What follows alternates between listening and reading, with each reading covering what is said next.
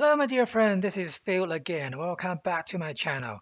Today, finally on the 6th of December, Bethesda dropped their latest patch with the Season 11. Now we're gonna have the Nuka World on tool, inside the game alive.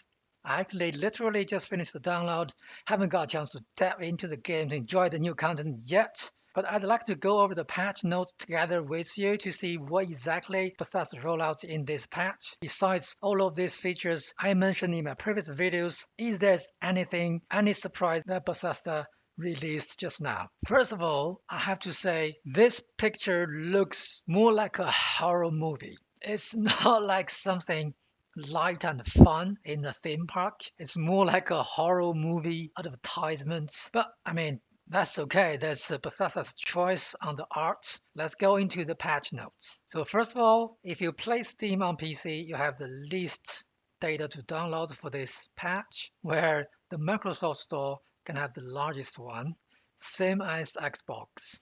I don't know why Microsoft always have a bit of extra. So the most important thing, three new public events as I briefly described in my previous videos. I mean, all the three events are very straightforward. There is not really anything tricky or hiding away from players. You just follow the instruction on the screen and finish some very simple tasks, and that's it. I don't think I will make any separate videos to tell you how to do these events because I think you actually deserve the joy and the surprise to actually try them yourself and find out all the informations, all the interesting settings that Bethesda put into the new events, including all the background laws. And if you really want to find out some kind of guide about these events, I mean, there are other Fallout YouTubers already made them, and you can just search in YouTube. I'm sure you're gonna find some very good guide. The only thing you need to know is they all happened inside the Nuka World Tour area, very close to each other. When they pop up, just travel down there, attend the event, and enjoy with all the other players together. And there's Nuka-Cades, another kind of new currency Bethesda just introduced to the game. You can gain them by finishing the three new public events as well as fighting the new regional boss. And besides that, you can also play the games inside the Nuka Tour world. There are Bandit Roundup, Nuka Zapper Race, Whack-A-Commie, a Battle Blaster. They are very straightforward games because you can find them in all the theme parks. So far, I found the most easy game to get the Nuka Arcade is to play the Bandit Roundup. Basically, use your melee weapon to whack a machine, and then you can get Nuka Arcade for it. And every time you just need to insert one single cap, and you can do it very quickly. That should be the quickest way to get Nuka Arcade to buy whatever reward you wanted from the terminal just inside the same tent. I will do a separate video to give you all the rewards in this season beside the scoreboards. Just stay tuned for that. I'm gonna ship it out fairly soon. Then the Rhino Boss, the Ultraside Titan.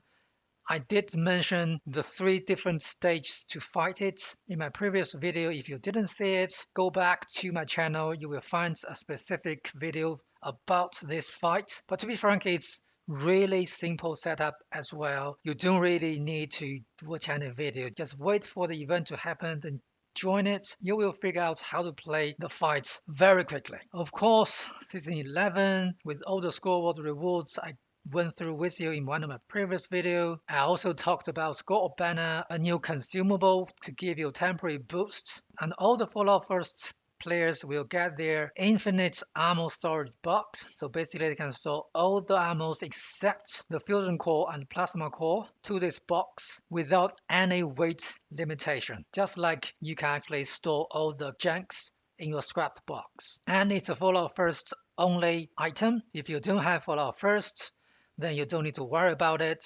And the most controversial feature that Bethesda allowed us to test in the PTS, but then they decided not to roll it out in this patch because it's not ready or it's not perfect for the game yet. I decided they will work on it, but I don't know. It's Bethesda, right? We don't really know how long it's gonna take for them to get this done. Hopefully they're gonna have some follow-up news to share with us fairly soon. And then there's a lot of bug fixes about ours, about Cam Workshop. I don't really care about them. I went through them before I started recording.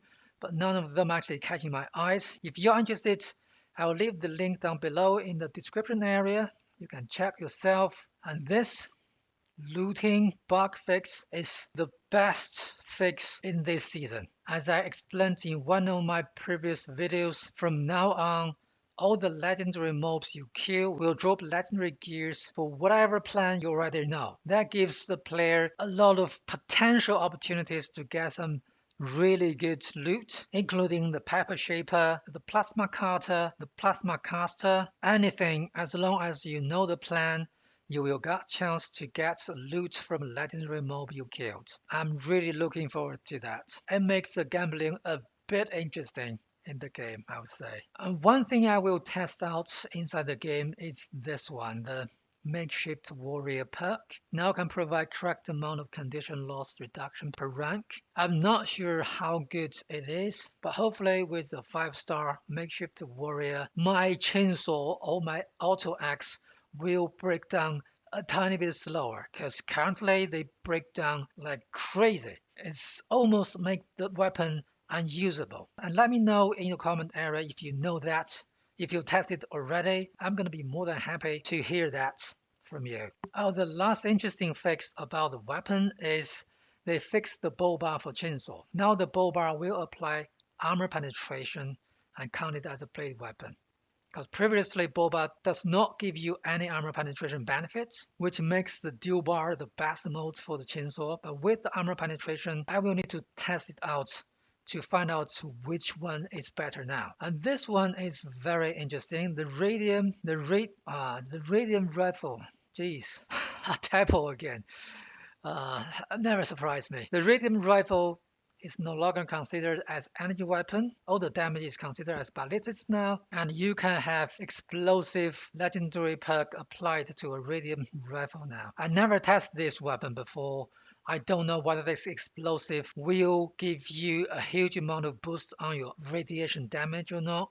I can definitely try that later if I got my hands on one of the explosive version. Alright, I think that's all the important things I want to share with you in this patch notes.